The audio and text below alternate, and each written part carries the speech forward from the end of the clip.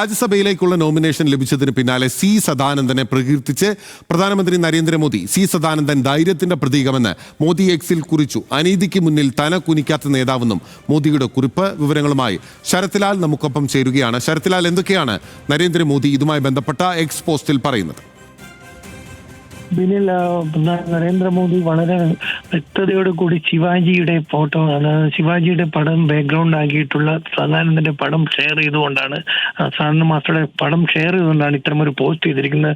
കാരണം അക്രമ രാഷ്ട്രീയത്തിനെതിരെയുള്ള ധീരനായ ചെറുത്തുനിൽപ്പിന്റെ പ്രതീകം എന്ന രീതിയിൽ തന്നെയാണ് പിന്നെ അദ്ദേഹത്തെ നരേന്ദ്രമോദി വിശേഷിപ്പിച്ചിരിക്കുന്നതും ചിത്രീകരിച്ചിരിച്ചത്. അതായത് ശിവാജി മഹാരാജാവിന്റെ തൊട്ട് ബാക്ക്ഗ്രൗണ്ടിലുള്ള പടവും കൂടി ചേർത്ത് വെച്ച് ഏത് അനീതിക്കും അക്രമത്തിനുമെതിരെ പോരാടാനുള്ള ആത്മധൈര്യമുള്ള വ്യക്തിയാണ് സദാനന്ദൻ എന്ന് സൂചിപ്പിക്കുന്ന രീതിയിൽ വരികൾ കുറിച്ചാണ് അദ്ദേഹത്തെ എത്തിയിട്ടത്. മറ്റൊരു ഇതിനോടൊപ്പം തന്നെ മറ്റു അംഗങ്ങളെ കൂടി രാജ്യസഭയിൽ നോമിനേറ്റ് ചെയ്ത് അവരുടെ ഒരാളുടെ പോലും ഒരു ഫോട്ടോ അല്ലെ അത് സംബന്ധിച്ച് യാതൊരു മെൻഷനും ഈ പോസ്റ്റിൽ ഇല്ല എന്നത് ശ്രദ്ധേയമാണ്. അതായത് ദേശീയ തലത്തിലുള്ള തീരുമാനത്തിന്റെ ഭാഗമായി തന്നെയാണ് Sadanandan master BJP Rajya Sabha MP ആകുന്നത് എന്ന് തന്നെ ചൂണ്ടിക്കാട്ടുന്നതാണ് ഈ പോസ്റ്റിലെ ഉള്ളടക്കം നമ്മെ സൂചിപ്പിക്കുന്നത്.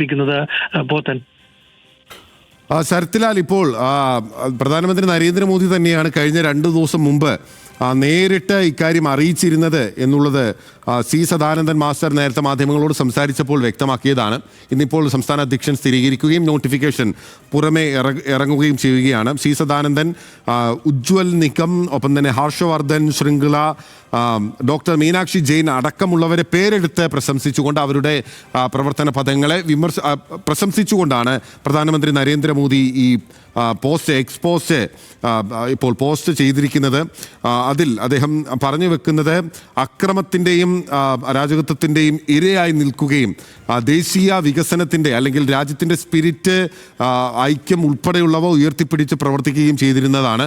ഒരു അധ്യാപകൻ എന്ന നിലയിലും സാമൂഹിക പ്രവർത്തകൻ എന്ന നിലയിലും അദ്ദേഹത്തിൻ്റെ പ്രവർത്തനങ്ങൾ പ്രശംസനീയമാണ്, എല്ലാ കാലത്തും ഉയർത്തിക്കാട്ടാവുന്നതാണ്.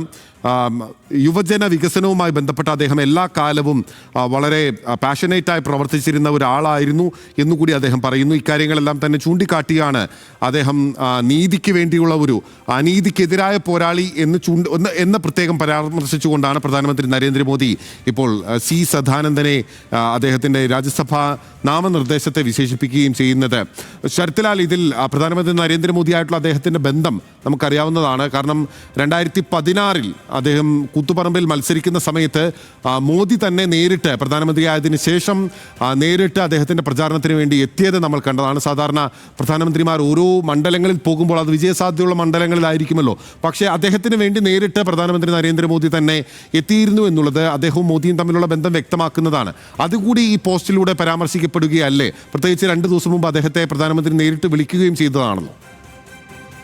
സ്വാഭാവികം വിനിൽ പറഞ്ഞത് തന്നെയാണ് അതിന്റെ ശരി. കാരണം പ്രധാനമന്ത്രി നരേന്ദ്രമോദിയുമുള്ള അദ്ദേഹത്തിന്റെ ബന്ധത്തെ വളരെ സാധൂകരിക്കുന്നതാണ് ഈ പോസ്റ്റും. അതേപോലെ തന്നെ നേരത്തെ 2016 ഒരു വിജയസാധ്യതയില്ലാത്ത ഒരു മണ്ഡലത്തിൽ പ്രധാനമന്ത്രി തെരഞ്ഞെടുപ്പ് പ്രചരണത്തിന് എത്തുന്നു. ഇതൊക്കെ കൂട്ടി വായിക്കുമ്പോൾ സദാനന്ദ മാസ്റ്ററുടെ സ്ഥാനലബ്ധി നേരത്തെ തന്നെ തീരുമാനിക്കപ്പെട്ടത് എന്ന് നമുക്ക് പറയേണ്ടി വരും. അതായത് തനിക്ക് പ്രധാനമന്ത്രിക്ക് ഒരു ഉചിതമായ സമയത്ത് അദ്ദേഹത്തെ അംഗീകരിക്കാൻ കഴിഞ്ഞു, രാജ്യസഭ നൽകുന്നുണ്ട് എന്ന് നമുക്ക് കരുതേണ്ടി വരും. കാരണം ആ രീതിയിലാണ് പ്രധാനമന്ത്രി ഇന്ന് അദ്ദേഹത്തിന്റെ എക്സിൽ കൂടി സദാനന്ദ മാസ്റ്ററുടെ പടവും അതേപോലെ പിറകിൽ ശിവാജിയുടെ പടവും ചേർന്ന ചിത്രം തന്നെ എക്സിലൂടെ പങ്കുവച്ചിരിക്കുന്നത്. പോത്തൻ പറഞ്ഞതുപോലെ തന്നെ പ്രധാനമന്ത്രിയും അദ്ദേഹവുമുള്ള അടുത്ത ബന്ധത്തെ സൂചിപ്പിക്കുന്നു.